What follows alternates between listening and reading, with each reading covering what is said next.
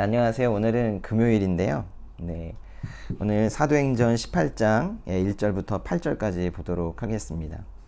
그러니까 1절에 이 일 후에 바울은 아테네를 떠나 고린도로 갔습니다.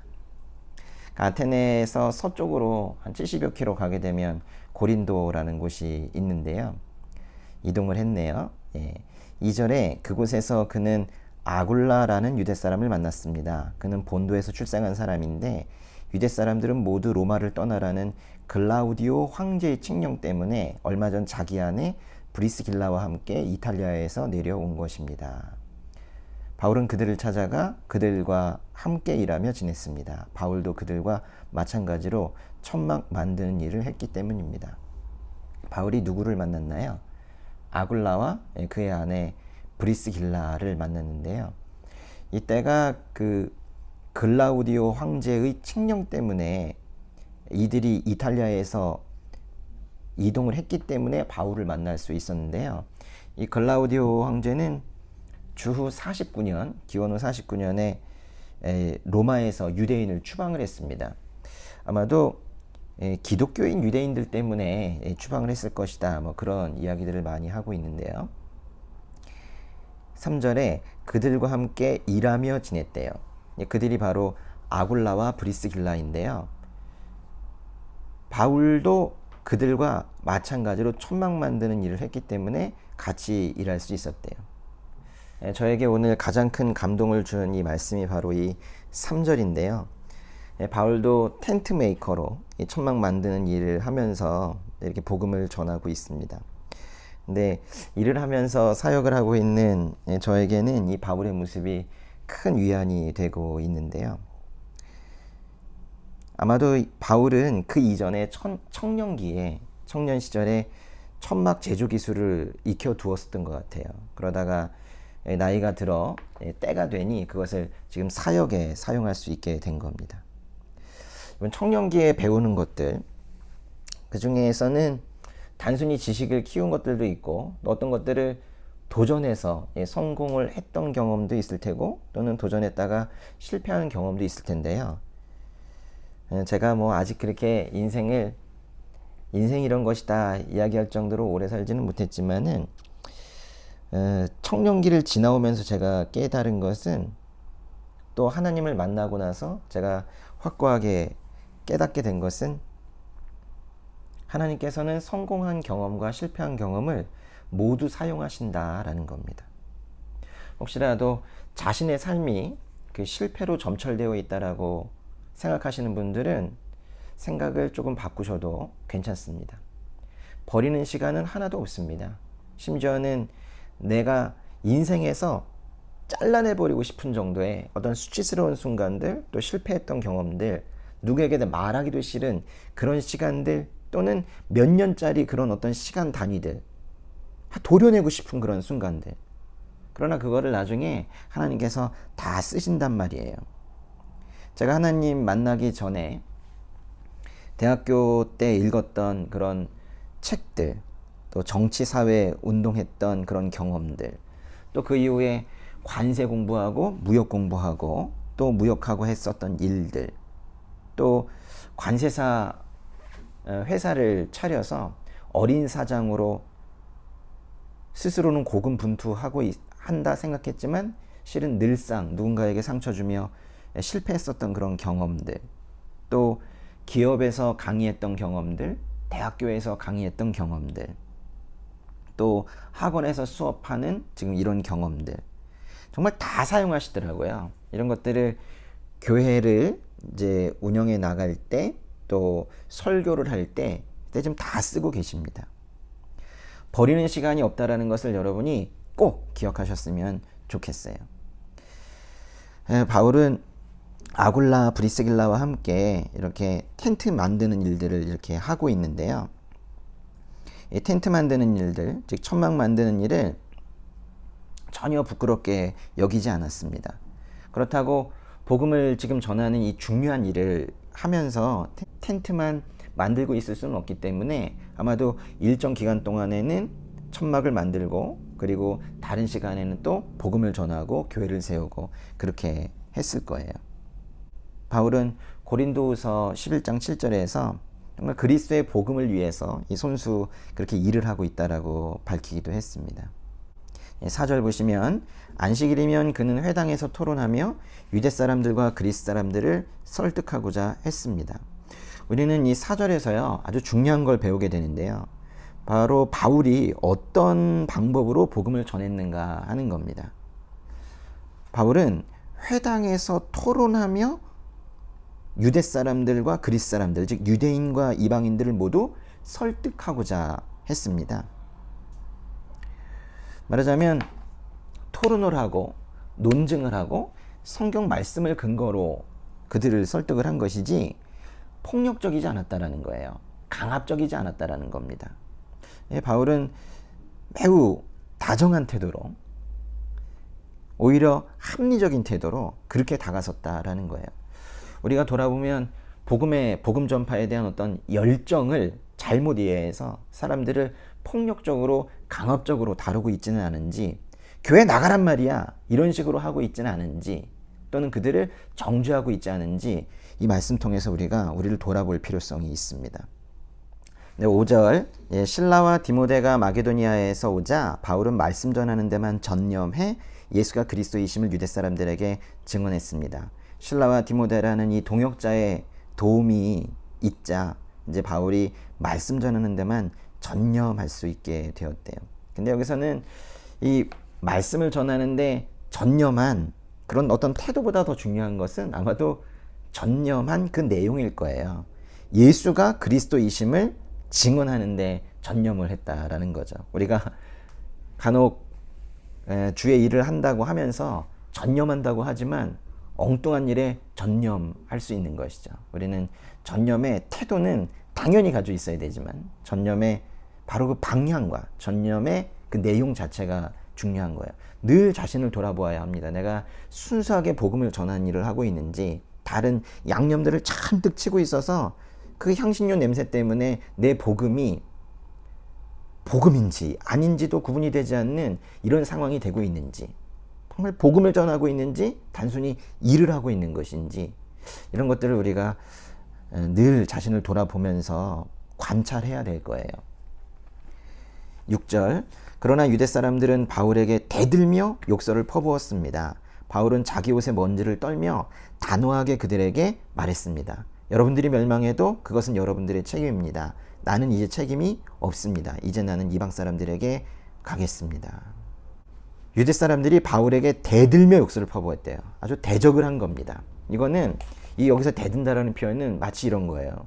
군대에 군인들이 행렬을 지어가지고 한 타겟을 공격하는 이런 느낌입니다.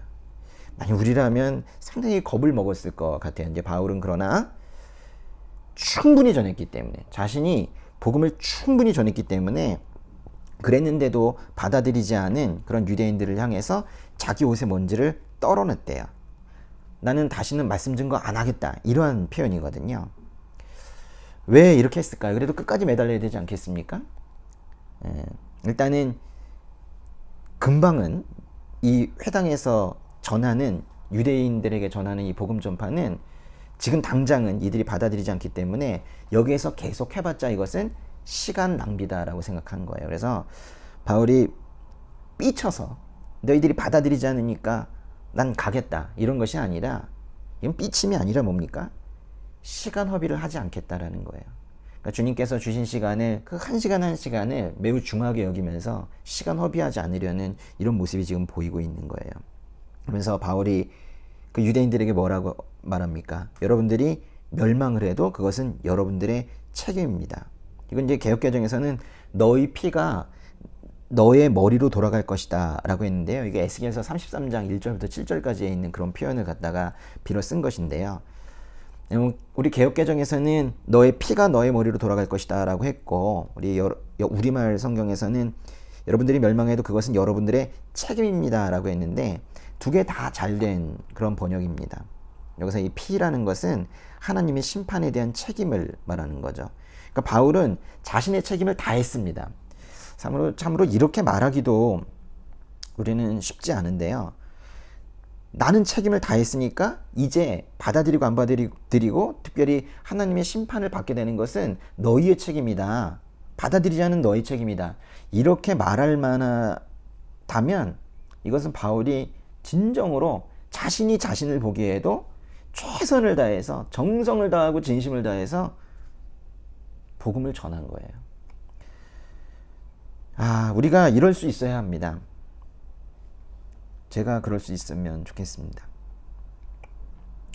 그러나 이제 바울이 이렇게 말하죠. 이제 나는 이방 사람들에게 가겠습니다.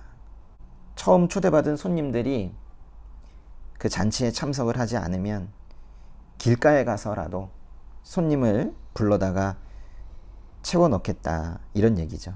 그런데요, 바울이 떠나질 않습니다. 겨우 떠난 것은 7절 보시면, 그러고 나서 바울은 회당을 떠나 디도 유스도라는 사람의 집으로 갔습니다. 그는 하나님을 경외하는 이방 사람인데 그의 집은 회당 바로 옆에 있었습니다. 이 회당이라는 단어를 그 이전에는 저도 추상적인 그런 개념으로 봤었는데, 그러니까 어제 갈릴리 북쪽에 있는 가버나움에 있는 회당에 갔다 왔거든요. 참 경험이라는 것이 무섭습니다. 이 말씀을, 7절 말씀을 그저께 보았다면 지금 보는 이 느낌과는 많이 달랐을 것 같아요. 그 회당이 떠오르고요. 거기 어딘가에서 바울이 앉거나 또는 서서 사람들에게 복음을 전하는 이런 모습들이 상상이 됩니다. 근데 회당을 떠나 그랬지만은 사실은 쫓겨난 건데요. 거의 유대인들이 외면하기 때문에 거의 쫓겨난 건데요.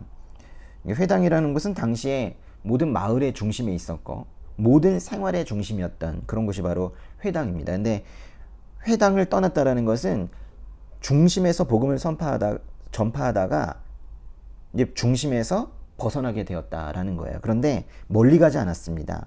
근처에 사는 이방인의 집으로 갔는데요. 그게 바로 디도 유스도죠. 우리 갈라디아서 2장 1절에도 디도라는 이름이 나오는데 전혀 다른 사람입니다. 이 디도 유스도는 딱 여기 한 번만 나오고 말아요. 7절 끝에요. 그의 집은 회당 바로 옆에 있었습니다.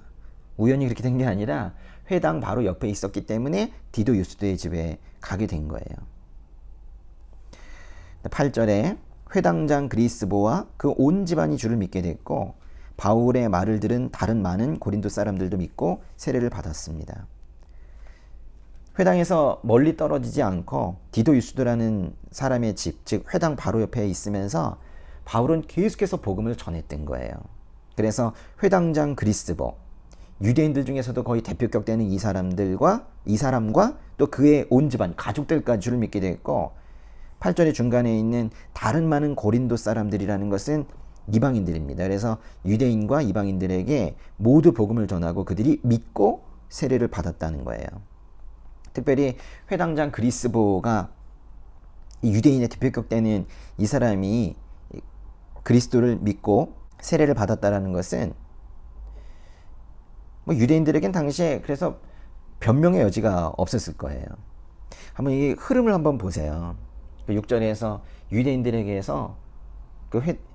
유대인들에게서 배척을 당해서 회당에서 떠나게 됩니다. 그런데 난 떠날 거야. 그러면서 먼지를 떨며 떠났는데 사실 회당에서만 떠났지 바로 옆으로 간 거예요. 그리고 거기 가서도 계속해서 복음을 전한 겁니다. 결국에는 떠나지 않은 거죠. 저는 여기 쭉 6절, 7절, 8절을 읽으면서요. 여기에 나오지는 않는 단어가 하나 떠올랐습니다. 예. 그 유대인들에게 계속 돌아가려는 마음, 유대인들을 계속 만나려는 마음, 그들을 포기하지 않으려는 마음, 바로 사랑인 것 같아요. 예, 바울의 이러한 모습들이 바로 사랑입니다. 아주 오늘 말씀은 너무 참 귀하고요.